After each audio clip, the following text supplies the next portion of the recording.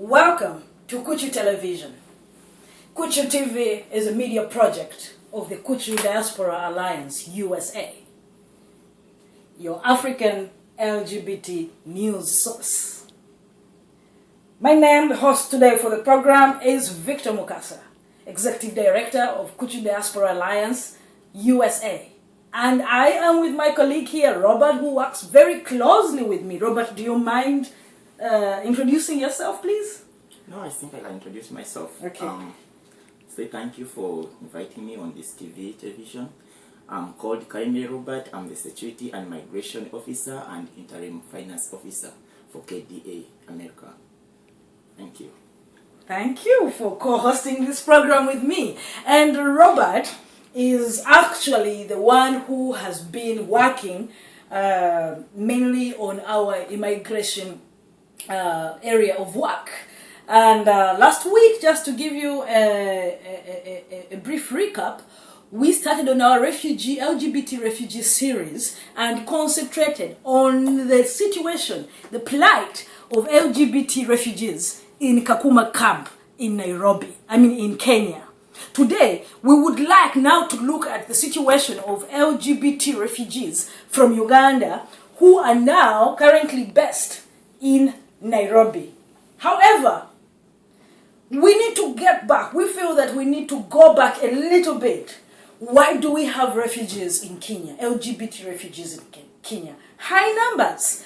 So as a way to start that conversation, Robert and I decided to connect with one of the LGBT activists on the ground in Uganda, working with the communities that are being targeted by the anti-homosexuality law, from which actually some of these refugees have fled. We will be having Kanobana Mwanje Frank, who is also one of the leaders in one of the local LGBT organizations, Youth on Rock Foundation. So we're trying to call Frank, and maybe we should engage him on what is happening in Uganda, because it's really a very tough situation that has caused a lot of suffering. Yeah. We're kind of failing to get Kanobana Mwanje. We called him earlier and he was so ready for this call, but hopefully we can get him. He's one of those guys living in the most targeted areas. Yeah. The ghetto. Welcome back to Kuchu Television, a media project of the Kuchu Diaspora Alliance, USA, your African LGBT news source. Welcome back, Robert. Thank you. So, when we left off in the earlier segment, we were basically trying to reach an activist from Uganda on the ground, somebody who is closely dealing with people who are suffering as a result of the homophobia, which has reached that level of a bigger problem following the signing of the anti-homosexuality law by the president. So, but we failed to reach Frank Mwanje. However, we are so lucky to be aware of so many activists in Uganda, so we managed to reach Ivan, who we are going to connect to the studio right now, so that he tells us what is it that is happening in Uganda that actually gets people to run out of our motherland into strange lands like Kenya and even here in the United States. Yeah. So we'll try and call Ivan, Yes, please. see what he has to say, and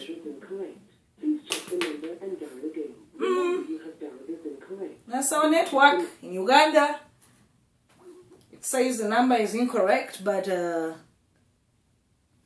we will keep trying. It is really important to hear from people on the ground.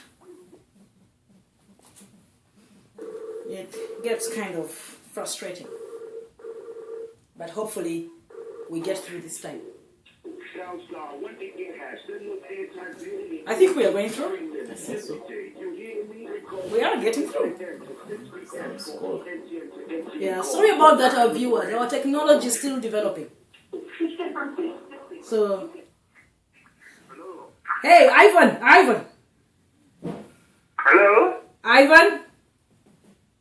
I'm listening, I'm hearing. Yes, you're live on Kuchu television, best in the US. How are you doing? I'm fine, how are you? In the studio here with me, I have Robert Karemire. I am sure you remember him.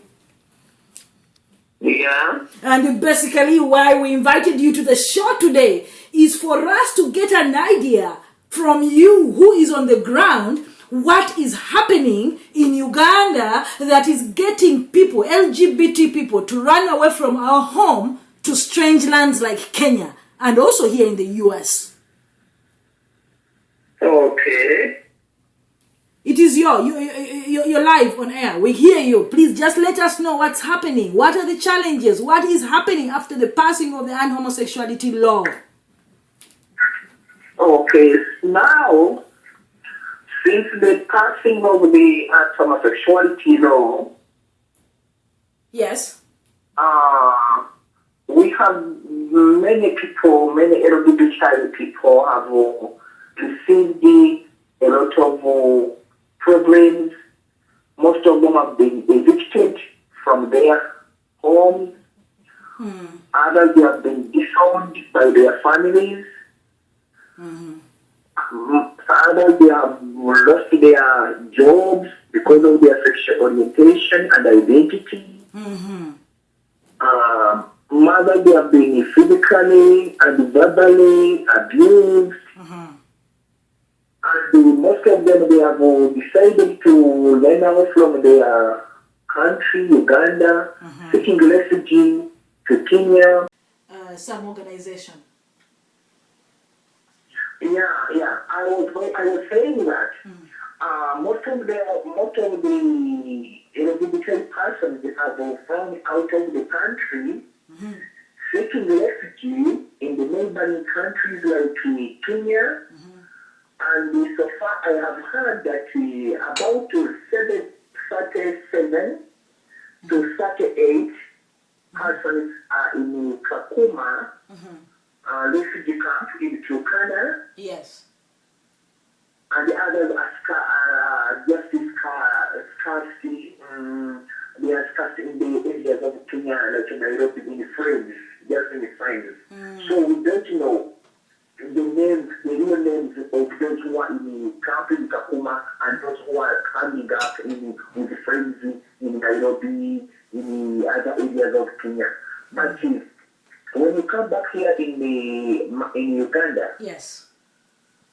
so far we have been getting a lot of challenges, mostly especially in some of our members have been disowned by their families. Others have been dismissed from their jobs after they have discovered their sexual identity and orientation. And also, we are facing a challenge of friendly health services. Yes. So far, since the closure of World Planet, we are now remaining with only MAPI. Yes. It's a clinic, city clinic in Mulago Hospital. It's the only one now which provides the friendly health services. That is such a challenging situation. And as somebody who works with youth on Rock Foundation, you're dealing with the youth in the outskirts of Kampala. How are you as an organization dealing with all these challenges faced by the lay Ugandan LGBT person? Okay, we have been helping our members, those most especially those who have been evicted from their homes, by at least trying to give them what we call safe shelter or safe places. Yes. Where they can stay for a while. But again, to me, according to the situation, there is no safe place now in Uganda. Yeah. It's only we are in the hands of God. Your time has not yet come to be arrested or to be attacked. Because now this one, it's not the law of a particular area or a particular city. It's countrywide. Yes.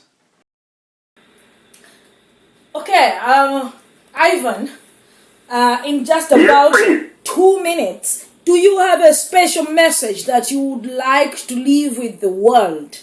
Our viewers and listeners would love to hear what you have to say. What do you want from them? What kind of help do you need from them? What kind of support do you need from our supporters? Okay. Anyway, there is a lot of support we need from people from the world. But the few one most for the time being, we need some funds to identify people who can provide psychosocial support and counseling to our members, mostly because many of them are traumatized. Many of them have been psychologically tortured by the people they are living with and staying with. And another one, we need support to identify more friendly health service providers, in addition to those ones who have withdrawn from working with LGBT community since the passing of the anti-gay law. Yeah. And does Youth on a Rock have a system, say there is some financial support that comes in to deal with those issues? Not now, since our organization was still at the early stage of existence, we are still trying to network with so many organizations, and as we are dealing with that, that's when the anti-gay law comes in, which has also added a lot of problems for our visibility locally and internationally. But so far we have been getting some friends on an individual basis and some anonymous who have been providing small support, which have been using for that and for the moment. Well, thank you for your honesty. And one of the reasons that the Kuchu Diaspora Alliance USA exists is to support and work with people like you to develop those systems. So we will definitely connect and we can see how to go forward with some of those issues. Okay. Thank you so much, Ivan. Okay, thank you. Thank you very much too. All right, bye-bye. Bye, Ivani. Bye-bye. Bye-bye. Back to Kuchu Television, a media project of the Kuchu Diaspora Alliance USA, your African LGBT news source. Hey, Robert. Hey, are you still well? I'm still fine. Well, we promised our viewers to bring Mr. Nicholas Mawanda to the studios. Yes. Somebody who has just fled Uganda also because of the challenges they are facing, that LGBT people face. Yeah. He's here in the United States with us and has been invited to be a part of this show today. Yes, please. Do you mind inviting Mr. Nicholas Mawanda in? No, I don't mind. Our viewers, at this time we are going to invite you, our guest to this video tonight, who is Nicholas Mawanda, a gay activist in Uganda and a human rights defender. Nicholas, you're welcome. Yay! Thank you. Yeah, see you. Thank you. Yeah. That's Mr. Nicholas Mawanda. Nicholas, do you mind introducing yourself to our viewers? My name is Nicholas Mawanda. I'm a trans man. I'm a trans activist.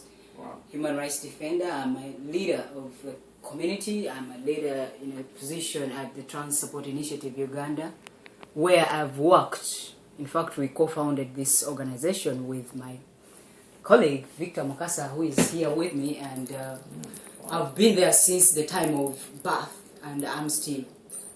In fact, to be in detail, I've been in the movement since the early 2000s, when the movement was, becoming... Just starting. When just starting, yes. I'm also aware that you're doing some amazing work with the General African Trans Movement. What is your role there? Well, as you may be aware, 2008 was a very good year for us as activists, so starting from 2007. So 2008 I played a huge role in the movement building of Africa, the trans movement that you're seeing right now, rising up to come to the level where the US is. That's why actually I've ended up even here, because I've been very active in the African activism of trans. Wonderful, amazing. So the Kuchu Television is doing a series on LGBT refugee issues in Africa. We did something on Ugandan LGBT issues in our, I don't know if you saw it, where we featured the story in Kakuma camp in northern Kenya. And today we are dealing with mainly Nairobi, but we want to walk a little bit back. What is causing this massive movement of LGBT people from Uganda to Nairobi in the first place? We just had an activist, Ivan, from Youth on the Rock Foundation in Uganda. He is on the ground now and working with lay LGBT people. And he just told us that even in a few hours, 2 people are arriving from Uganda to Nairobi and are going to be declared refugees in a few hours. We thought maybe it had stopped, but it is very clear it is still going on. What? And he also, gave us an overview of what is happening. He talked about evictions, rejections by families. He talked about homelessness and being fired from jobs.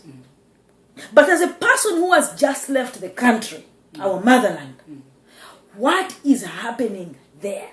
What is the situation, day-to-day lived reality of an LGBT person in Uganda that has probably caused people to leave the country to Kenya, which is the easiest place to go, and also to Uganda, to the United States, where we are, and to Europe, where some of our colleagues are.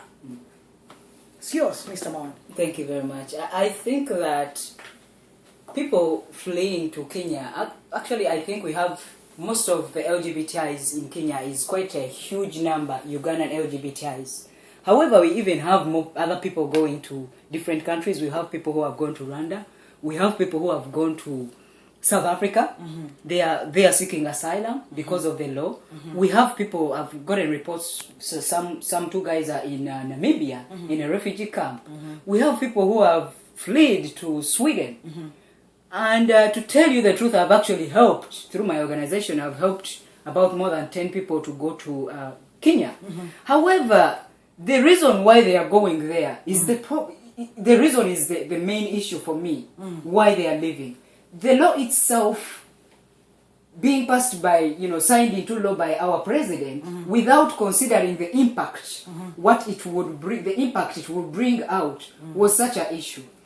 Given the fact that, for me, before I left, I was working around, giving support to members who were disowned by their own families that you would think would protect them. But then just being disowned because, okay, the law is gone, is passed, and because I know you're gay, so now you're no longer my family member, you're no longer my child.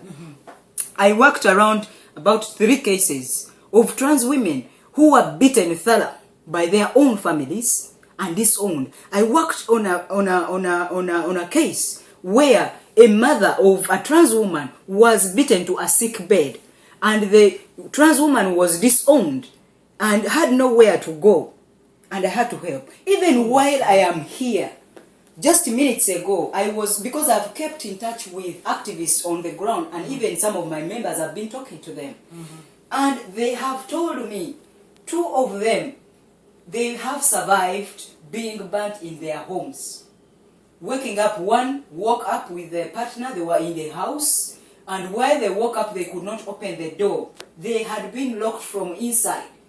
Put 2 padlocks on their door, and on the door was a 5-liter jerrycan of petrol, just ready to be lit on for them to burn in the house.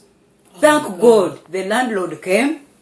He saw a window was open and they were there calling for help, and he said, "What happened? I have not seen you," because he was used to seeing them in the morning.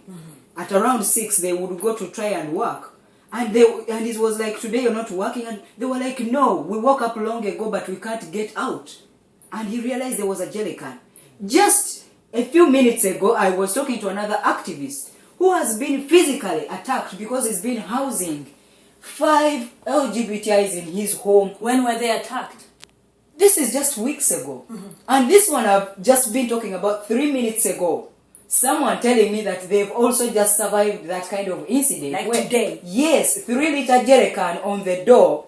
And then, before that even, there were a series of them being attacked. He was been housing 5 LGBTIs in his home. Because there's so much of displacement. There is so much. I have had issues of people being kidnapped. And then the kidnappers are asking for money. And some of them are masquerading as officials. Security officials. But these people are not dressed in uniforms, police uniforms, but they are claiming they are security agents. And then afterwards they are claiming ransom in a sense. People have been intimidated. But all these things are not talked about because maybe they are not happening to top activists. For me, that is the real challenge. People think that those who are just running away to go to Kenya, to go to Rwanda, to go to Namibia, South Africa, to America, are just doing it as a luxury. They are running for their lives. That's the matter. They are running for their lives. They've had a lot to lose. Here I am in the US. I can't see my son. I can't see my family. I have worked so hard for TSIU to be in place. This is something I love to do. Even before I came into TSIU, I've been an activist. This is my struggle. This is my calling. I have reasons why. But I feel so sad that even those who are still in Uganda, they are struggling even to live. They are struggling to live. The issues are deeper than what we think. The issues are deeper than what we see.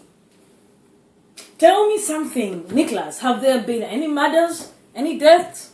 Yes, since the passing of the anti-homosexuality law? There's been death. I don't know if you've heard of someone who tried actually to commit suicide. Yes. And after they succeeded in taking poison, afterwards they died.